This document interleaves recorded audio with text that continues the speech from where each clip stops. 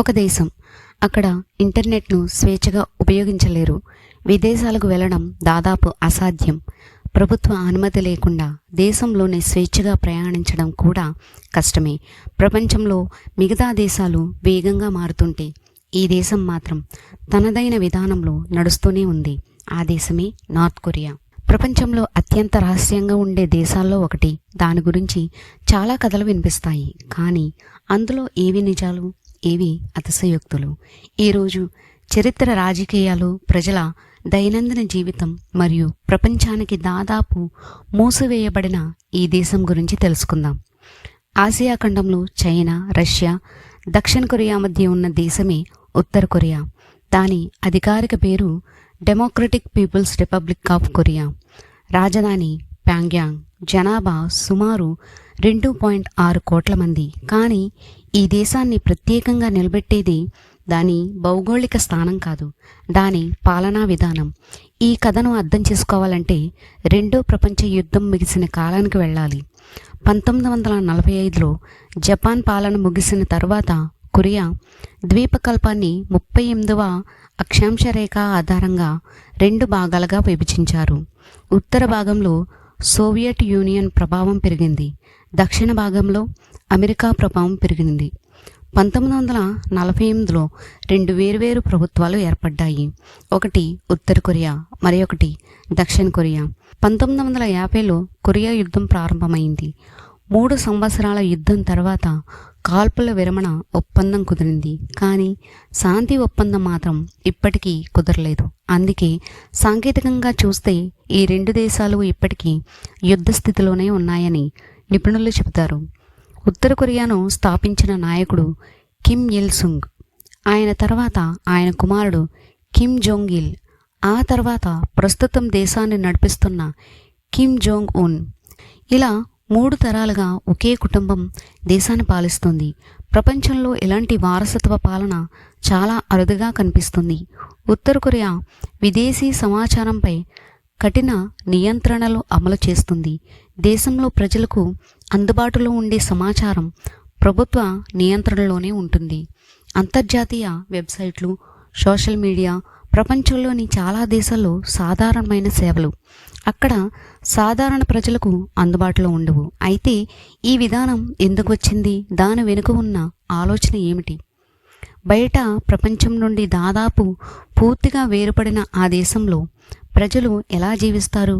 వాళ్ళు ఏం చదువుతారు, ఏం చూస్తారు? ఇంటర్నెట్ లేకుండా ఒక దేశం ఎలా నడుస్తుంది? ఉత్తర కొరియాలో చాలామంది ప్రజల రోజు ఉదయాన్నే ప్రారంభం అవుతుంది. విద్యార్థులు పాఠశాలలకు వెళ్తారు, ఉద్యోగులు తమ కార్యాలయాలకు బయలుదేరుతారు. బయట నుంచి చూసే వారికి ఇది ఒక సాధారణ దేశంలానే కనిపించవచ్చు, కానీ రోజువారీ జీవితంలో ప్రభుత్వ నియంత్రణ ప్రభావం చాలా ఎక్కువగా కనిపిస్తుంది. ఉత్తర కొరియాలో పిల్లలు చిన్నప్పటి నుంచే సాధారణ పాఠ్యాంశాలతో పాటు దేశ చరిత్ర, దేశ స్థాపన మరియు అధికారిక సిద్ధాంతాల గురించి కూడా నేర్చుకుంటారు. ప్రతి దేశం తన చరిత్రను బోధించినట్లే ఉత్తర కొరియా కూడా తన అధికారిక పాఠ్య పుస్తకాల ప్రకారం బోధిస్తుంది. అయితే విదేశీ పుస్తకాలు లేదా విదేశీ సమాచారానికి సాధారణ ప్రజలకు అందుబాటులో ఉండవు. ప్రపంచంలో బిలియన్ల మంది ప్రతిరోజు ఇంటర్నెట్ను ఉపయోగిస్తున్నారు, కానీ ఉత్తర కొరియాలో సాధారణ ప్రజలకు ప్రపంచ ఇంటర్నెట్ స్వేచ్ఛగా వాడే అవకాశం ఉండదు. దానికి బదులుగా దేశీయ నెట్వర్క్ను కొంతమంది మాత్రమే ఉపయోగించగలరు. అంతర్జాతీయ వెబ్సైట్లు, యూట్యూబ్, ఫేస్బుక్, ఇన్స్టాగ్రామ్ వంటి సేవలు చాలామంది పౌరులకు అందుబాటులో ఉండవు. ఉత్తర కొరియాలో టెలివిజన్ ఛానళ్ల సంఖ్య చాలా తక్కువ. ప్రభుత్వ అనుమతి పొందిన ప్రసారాలే ప్రధానంగా అందుబాటులో ఉంటాయి. అంతర్జాతీయ వార్తలు లేదా విదేశీ వినోద కార్యక్రమాలు సాధారణంగా ప్రజలకు నేరుగా అందుబాటులో ఉండవు. దీంతో ప్రజలు చూసే సమాచారం దేశీయ ప్రసారాల ద్వారానే ఎక్కువగా ఉంటుంది. మీరు ఈరోజు మీ రాష్ట్రం నుంచి మరో రాష్ట్రానికి వెళ్ళాలంటే ప్రత్యేక అనుమతి అవసరం ఉండదు, కానీ ఉత్తర కొరియాలో కొన్ని ప్రాంతాలకు వెళ్ళడానికి ప్రభుత్వ అనుమతులు అవసరమయ్యే పరిస్థితులు ఉండవచ్చు. విదేశాలకు వెళ్ళడం కూడా కఠిన నియమాల ప్రకారం జరుగుతుంది. ప్రతి సంవత్సరం కొంతమంది విదేశీ పర్యాటకులు ఉత్తర కొరియాను సందర్శిస్తారు, కానీ వారి ప్రయాణం సాధారణంగా నిర్ణయించిన మార్గాల్లోనే జరుగుతుంది. ప్రభుత్వం అనుమతించిన ప్రదేశాలనే చూడగలుగుతారు. దీంతో దేశం మొత్తాన్ని స్వేచ్ఛగా అన్వేషించే అవకాశం సాధారణంగా ఉండదు. అయితే ఈ దేశంలో ప్రజలు ఎలా పనిచేస్తారు, వారి ఆర్థిక వ్యవస్థ ఎలా నడుస్తుంది, సైన్యానికి ఎందుకు అంత ప్రాధాన్యం ఉంది, మరియు ప్రపంచ దేశాలతో ఉత్తర కొరియా సంబంధాలు ఎలా ఉన్నాయి. ఉత్తర కొరియా ప్రపంచంలోని చాలా దేశాల కంటే భిన్నమైన ఆర్థిక వ్యవస్థను అనుసరిస్తుంది. అనేక పరిశ్రమలు ప్రభుత్వ ఆధీనంలోనే ఉంటాయి. కర్మాగారాలు, గనులు, విద్యుత్ ఉత్పత్తి వంటి ప్రధాన రంగాల్లో ప్రభుత్వ పాత్ర చాలా ఎక్కువ. అయితే ఇటీవల సంవత్సరాల్లో కొన్ని స్థానిక మార్కెట్లు కూడా ఏర్పడ్డాయని పరిశోధకులు చెబుతున్నారు. అక్కడ ప్రజలు కొన్ని వస్తువులను కొనుగోలు చేయడం, అమ్మడం జరుగుతుంది. ఉత్తర కొరియా గురించి మాట్లాడితే ముందుగా గుర్తుకు వచ్చేది దాని సైన్యం.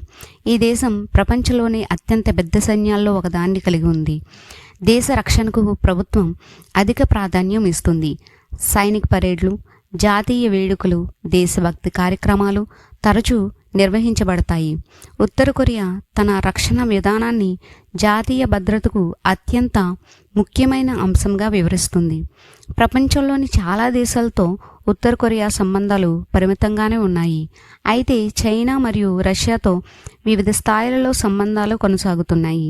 మరోవైపు అణు కార్యక్రమాల కారణంగా ఉత్తర కొరియాపై ఐక్యరాజ్య సమితి సహా అనేక దేశాలు ఆర్థిక ఆంక్షలు విధించాయి. ఈ ఆంక్షలు దేశ ఆర్థిక వ్యవస్థపై ప్రభావం చూపుతున్నాయని అనేక విశ్లేషకులు భావిస్తున్నారు. అసలు ఈ దేశం ప్రపంచానికి ఎందుకు రహస్యంగా కనిపిస్తుంది? ఉత్తర కొరియా గురించి ఖచ్చితమైన సమాచారం సేకరించడం ఎప్పుడూ సులభం కాదు. ఎందుకంటే విదేశీ జర్నలిస్టులకు పూర్తి స్వేచ్ఛతో దేశమంతా తిరిగే అవకాశం సాధారణంగా ఉండదు. అందువల్ల బయటకు వచ్చే సమాచారం ప్రభుత్వ ప్రకటనలు, ఉపగ్రహ చిత్రాలు, పరిశోధకుల నివేదికలు మరియు దేశం విడిచి వెళ్ళిన కొంతమంది వ్యక్తుల అనుభవాలపై ఆధారపడి ఉంటుంది. అందుకే ఉత్తర కొరియా గురించి వినిపించే ప్రతి కథ నిజమే అని చెప్పడం సాధ్యం కాదు.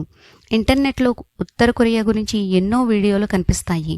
కొన్ని నిజమైన సమాచారంపై ఆధారపడినవి, మరికొన్ని ఎటువంటి ఆధారం లేకుండానే ప్రచారంలోకి వచ్చిన కథలు. అందుకే ఈ దేశం గురించి తెలుసుకునేటప్పుడు విశ్వసనీయ ఆధారాలను మాత్రమే నమ్మడం చాలా ముఖ్యం. ఇప్పటి వరకు ఈ దేశ చరిత్ర, ప్రజల జీవితం, సైన్యం, ఆర్థిక వ్యవస్థ గురించి తెలుసుకున్నాం. కానీ ఉత్తర కొరియా ప్రజలు సంతోషంగా జీవిస్తున్నారా? వాళ్ళు ప్రపంచాన్ని ఎలా చూస్తారు? అక్కడ రోజువారీ జీవితం బయట ప్రపంచానికి ఎందుకు అంత రహస్యంగా ఉంటుంది? ఉత్తర కొరియా గురించి మాట్లాడేటప్పుడు మనం తరచూ ప్రభుత్వం గురించి వింటాం. కానీ ఆ దేశంలో కోట్లాది సాధారణ ప్రజలు కూడా జీవిస్తున్నారు.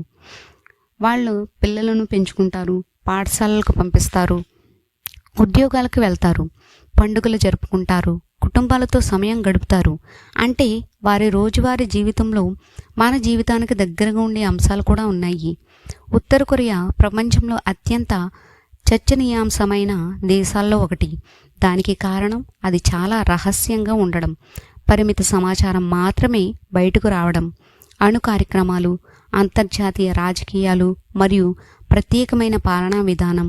ఈ కారణాల వల్ల ప్రపంచ మీడియా ఈ దేశాన్ని నిరంతరం గమనిస్తూ ఉంటుంది. ఉత్తర కొరియా గురించి సోషల్ మీడియాలో ఎన్నో కథనాలు ప్రచారంలో ఉన్నాయి. కానీ అందులో ప్రతి కథ నిజం కాదు. కొన్ని విషయాలు విశ్వసనీయ నివేదికలతో నిర్ధారించబడ్డాయి, మరికొన్ని వదంతులుగానే మిగిలిపోయాయి. అందుకే ఏ దేశం గురించి అయినా ఒకే మూలాన్ని కాకుండా అనేక విశ్వసనీయ ఆధారాలను పరిశీలించడం అవసరం. ఉత్తర కొరియా భవిష్యత్తులో ప్రపంచంతో మరింత దగ్గరవుతుందా, లేదా ప్రస్తుత విధానాన్ని కొనసాగిస్తుందా? ఈ ప్రశ్నకు ఎవరూ ఖచ్చితమైన సమాధానం చెప్పలేరు. ఎందుకంటే అది ఆ దేశ ప్రభుత్వ నిర్ణయాలు, అంతర్జాతీయ పరిస్థితులు మరియు భవిష్యత్తు రాజకీయ పరిణామాలపై ఆధారపడి ఉంటుంది. ఒక దేశాన్ని అర్థం చేసుకోవాలంటే కేవలం వార్తలు సరిపోవు. దాని చరిత్రను, ప్రజల జీవితాన్ని, రాజకీయ వ్యవస్థను, ప్రపంచంతో దాని సంబంధాలను కూడా తెలుసుకోవాలి. ఉత్తర కొరియా రహస్యాలతో నిండిన దేశమే కావచ్చు, కానీ ఆ దేశాన్ని అర్థం చేసుకోవాలంటే నిజాలు మరియు ఊహాగానాల మధ్య తేడాను గుర్తించడం చాలా ముఖ్యం. ఈ వీడియో మీకు నచ్చితే లైక్ చేయండి. ఇలాంటి ఇంట్రెస్టింగ్ వీడియోస్ కోసం ఛానల్ని సబ్స్క్రైబ్ చేయండి. మరో ఆసక్తికర కథతో మళ్ళీ కలుద్దాం.